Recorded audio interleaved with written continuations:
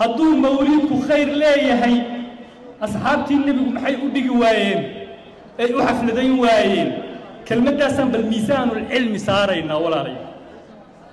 هذا بقى الميزان إيه خير كأن أصحابتي سماينين إيه يجد قداش ولا سمايا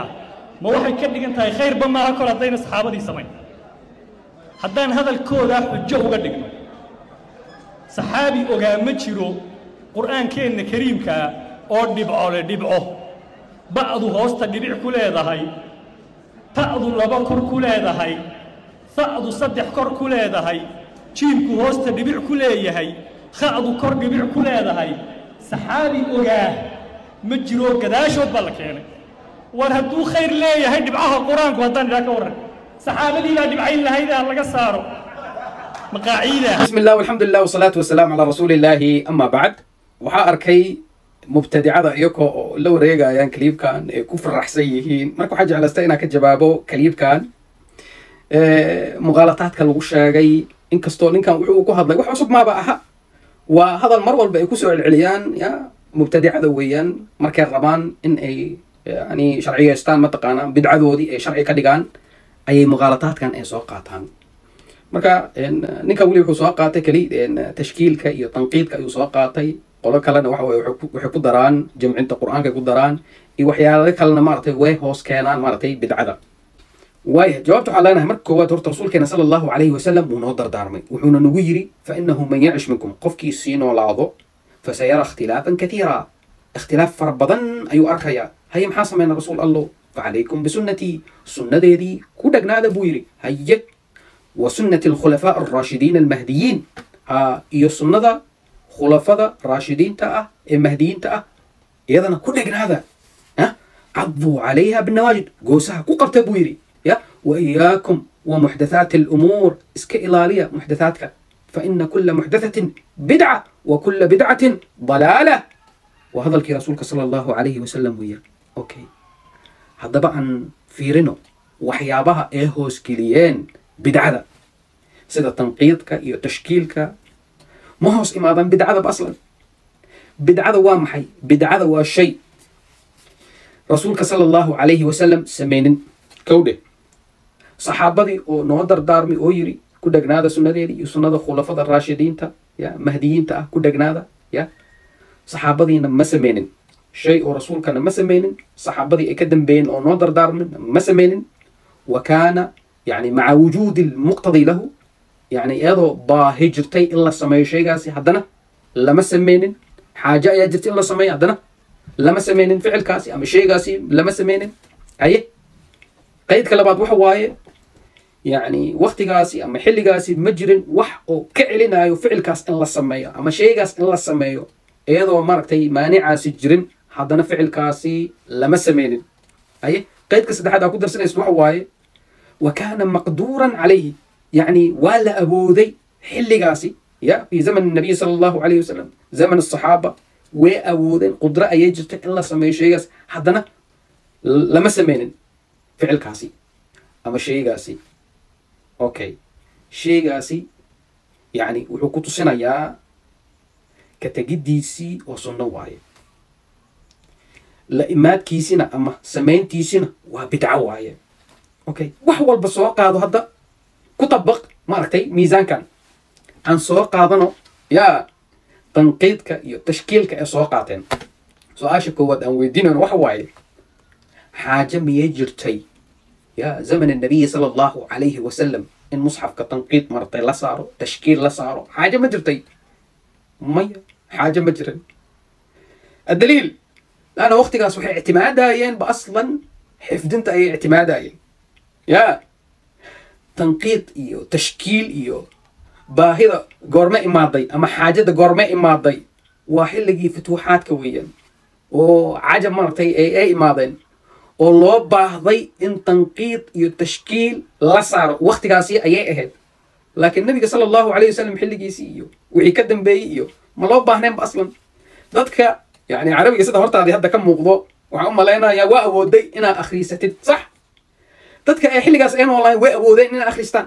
marka dadka ay ka dambeeyeen ay xaajada keentay in tanqiid lagu sameeyo marka miyay soo galaysaa bidacada iyo waxyaabahaas maya اوكي هذا حلقة عن نولنا هاي وحول با وحو نقضي ديجيتال ايو نقضي يا مركا ديجيتال كاسي مرتي القرآن كهذا او يا ديجيتال اهان مرتي الوصل ما بدعمية مية مركا ما دخل تنقيط مرتي القرآن ايو مصحف مرتي تنقيطين تيسي تشكيلين تيسي محا سوق لي بدعدة وحا لينا يا جوابتها يا كفلا لكن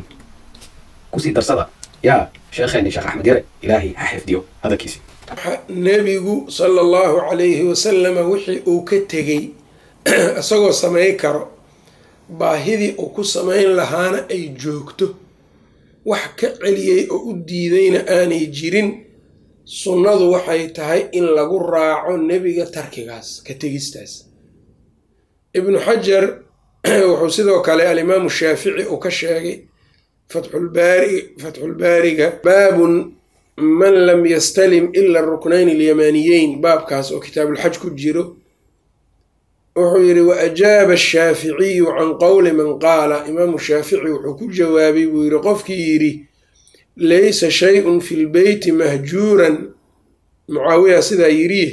wuxuu ugu jawaabay uu shaafici yidhi alimaamu shaafici uu yidhi biannaa lam nadac annagu ma anan ka tegin istilaamahumaa labadan tiir taabashadooda hajran lilbeyt nicid aan beytka nacayno ama aan ka hijroonayno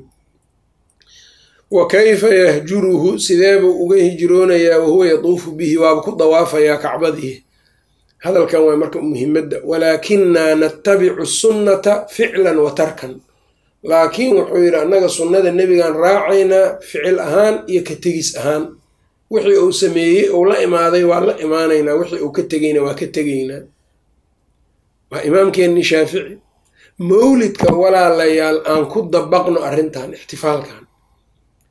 baahidiisii ma jirtay waqtigii nebiga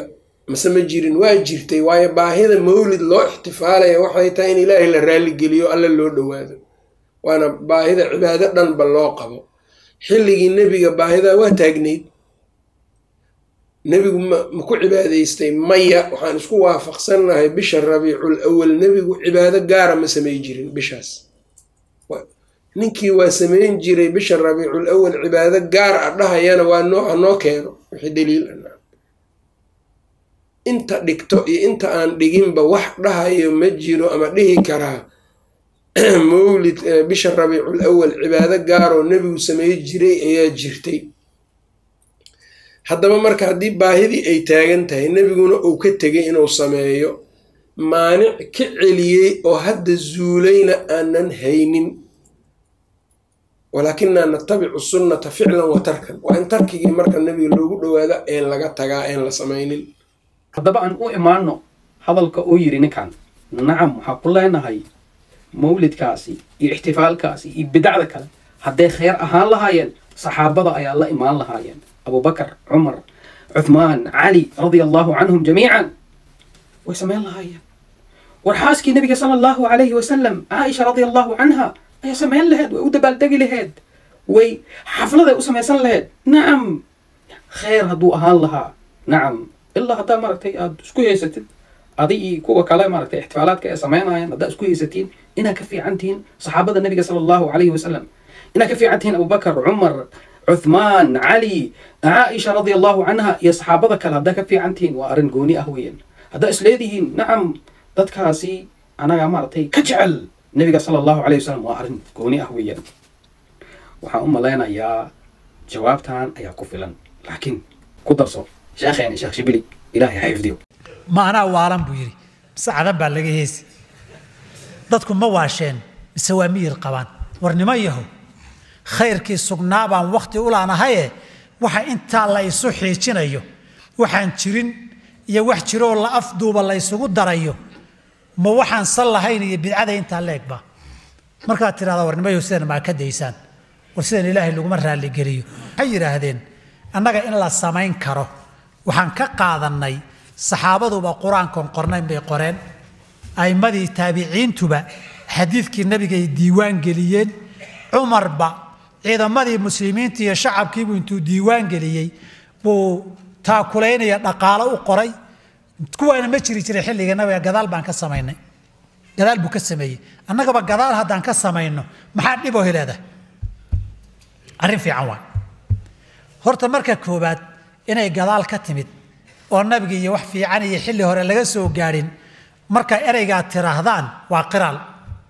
nabi baa sameeyay iyo quraan baa sheegay iyo salaf iyo saxaaba sameeyay inayna jirin waa qireen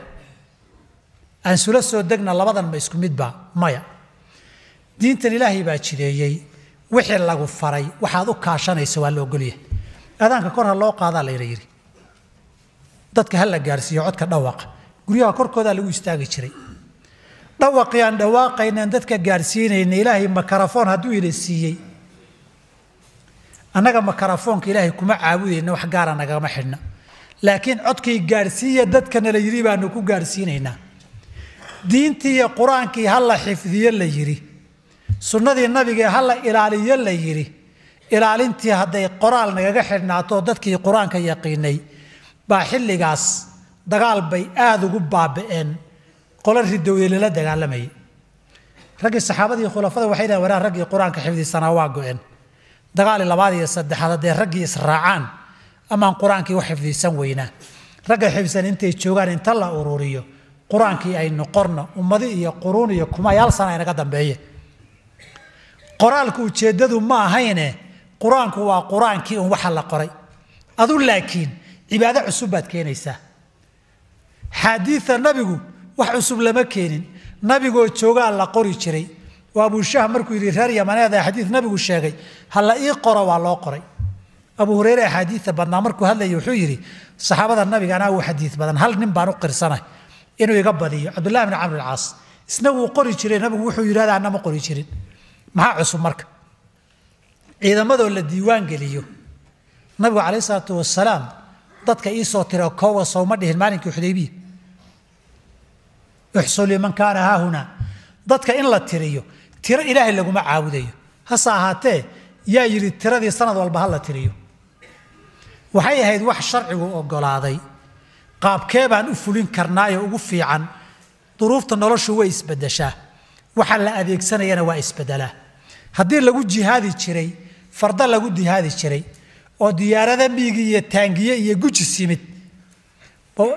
ma waxaa dhihi anugu faras uma naqaan annaga taangi iyo bir waxba nagagama xirna gujisina waxna nagagama xirna birihiis saa darteed markuu duqoobo waanu iska tuuri wax ka fiican hadduu soo baxana waanu ka tegi isaga dan kama lihine hadaf buu sharcigu noo diray wixii u adeegayeyna wixii xilligaa joogay baa la isticmaalay wixii ugu fiican ee lagu fulin karo iyo cibaado aad iyada u jeedo lafteeda ajir ku raadinayso bay isku mid tahay nabiga wax kale oo mawlid ahayn oo lagu weyneeyo oo ka fiican haddaan keenna ma qaadanaysaan maya maxataanki oo kale waa dhigteen iyo faraski wax ka fiican haddaan la helo si ka fiican oo loo weyneeyo haddaan helno haddaan keennoon sheegno ma qaadanaysaan waxaa laga yaabaa tusaale in la yidhaahdo meeshii waqti wareeg ku dhumi lahaa rag iyo dumar isdhexgeli lahaayeen maalinka mawliidkiisa ah aynu fadhiisanno siiradiisa iyo salliga quraanka sunnadiisii salaadiisii aan isbarno rag iyo haweenkana aan kala ilaalinno yaan xoolo la qalin hilbe iyo dhiig yaan la daadinin yeeli mayna la yiri ee masaladu waxay wax gaar ah rabtaane sheekadu tan ma gasho masaalix mursala iyo bidcana isma galaan